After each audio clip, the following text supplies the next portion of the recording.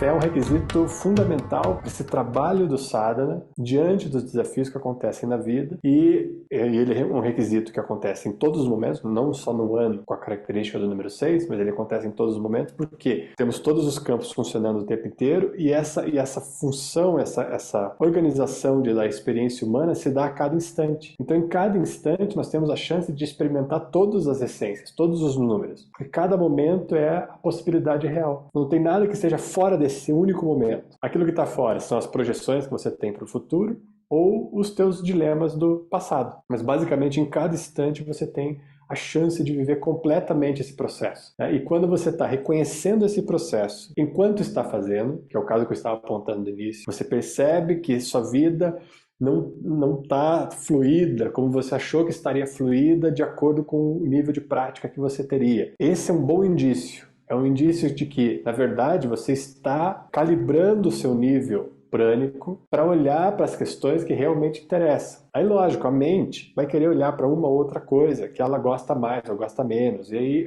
o processo é da mente. Você está ali acolhendo a mente como um campo de acolhimento que acolhe, inclusive, essa vontade da mente de estar querendo estar melhor do que ela está, ou querendo ter uma possível noção de si diferente do que ela tem naquele momento. Aí você acolhe isso como um campo de acolhimento, porque nós somos esse campo de acolhimento. Nós não somos a identificação do processo da mente, querendo determinar isso ou aquilo. E nem somos também aquele que controla o processo da mente, porque a mente tem uma forma de acontecer, vamos colocar aqui, automática, tá? Porque ela acontece pelos próprios processos, e processos que estão diante do subconsciente também, não só no consciente. Então ela tem uma gerência que nos foge o controle mesmo, como a necessidade de colocar isso numa perspectiva de você, ok, eu já sei que eu não sou os processos da mente, então eu vou controlar esses processos. Não, porque não é assim que funciona. A mente, ela espana, vamos colocar assim, quando você tenta controlar ela. O processo é magnético, a criação de campo, de acolhimento, de abertura, de espaço aberto, de se mostrar. Por isso que eu lembro se eu já comentei com vocês, mas acho que eu já comentei.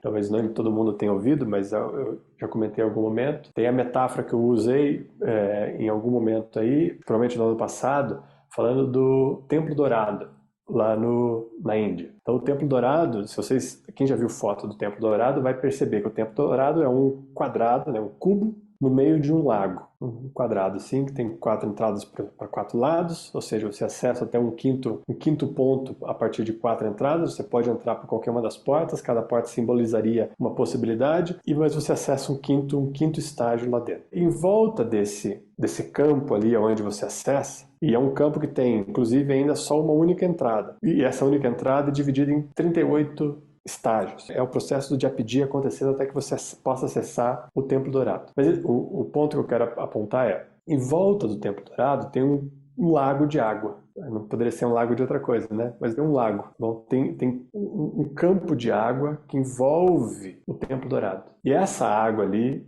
ela representa a nossa possibilidade magnética de atrair a mente e de atrair amorosamente a mente para dentro desse templo, tá? E nós temos esse templo aqui, representado pelo nosso coração. E se vocês, curiosamente, olharem o coração, ele também tem 4 entradas ali, saídas, né? 2 entradas saídas ali, se você dividir também em 4. Mas nós estamos falando aqui mais do centro do peito mesmo. O centro do peito é esse templo que pode vibrar e magnetizar os processos da mente para que esse acolhimento ocorra. E é nesse acolhimento que a gente traz a mente para perto, e não no controle, e não colocando rédea na mente. Eu já usei uma metáfora em algum momento que a mente poderia ser, como a gente considerasse aí, um cavalo selvagem. Você não coloca rédea em cavalo selvagem. O cavalo selvagem é livre, mas se você estiver completamente presente, não há chance desse cavalo não querer estar perto de você. E não há chance de nada nesse mundo não querer estar perto de você. De você como campo, não de você como personalidade, porque não é a personalidade que determina isso. Então você entra nesse campo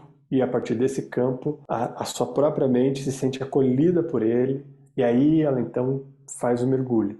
Mas mesmo assim, a vida cotidiana tem sujeira, né? A matéria, ela tem poeira. E mesmo que você limpe, que você crie esse campo, você mergulhe nesse estado, ainda assim no dia seguinte as coisas se desequilibram, muda alguma coisa, surge um cantinho diferente e você precisa de novo criar esse contexto para que a mente possa vir de novo. Então isso não significa que uma vez feito também vai ser sempre assim.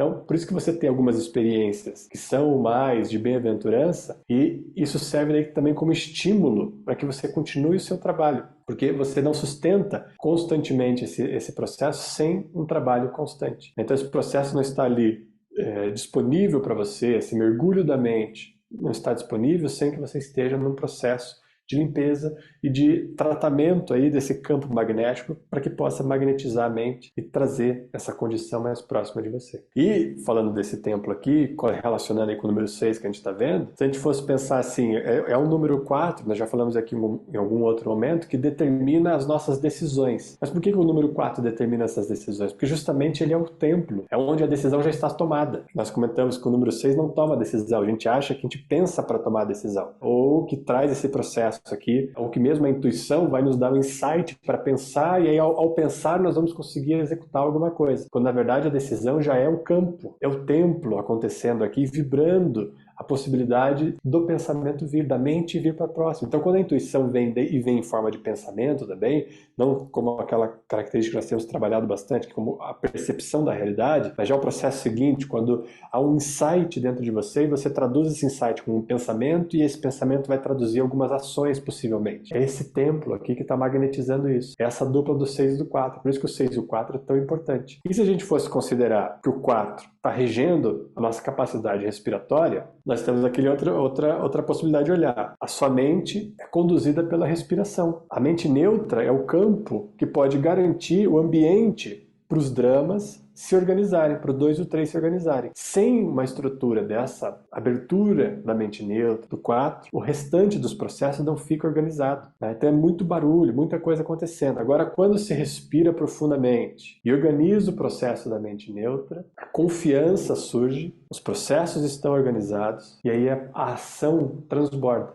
E veja qual é a relevância. Nossa respiração determina o processo da confiança. Sem processo de respiração profunda, ou vamos colocar aqui, para que você não confunda só que o fato de estar respirando profundamente também não pode não significar muita coisa. Mas uma respiração consciente determina o nível de confiança do 6. Então, esse nível de confiança, de olhar para a vida e saber que você está vivenciando tudo que precisa vivenciar e que o processo já está acontecendo e que você precisa continuar, manter. O Yogi Bhajan falava lá, mantenha e você será mantido. O que significa isso? Significa que diante do grande desafio que a gente tem, de todos os momentos desafiadores, nós precisamos sustentar. Ao sustentar, ao respirar, ao abrir, ao magnetizar a possibilidade, é o templo, ao mergulhar profundamente nesse templo e meditar lá dentro, ampliando, tornando a respiração consciente. Esse centro rege a respiração. A confiança surge. E a confiança surgindo nos mantém. Porque é nesse salto no escuro, nós falamos na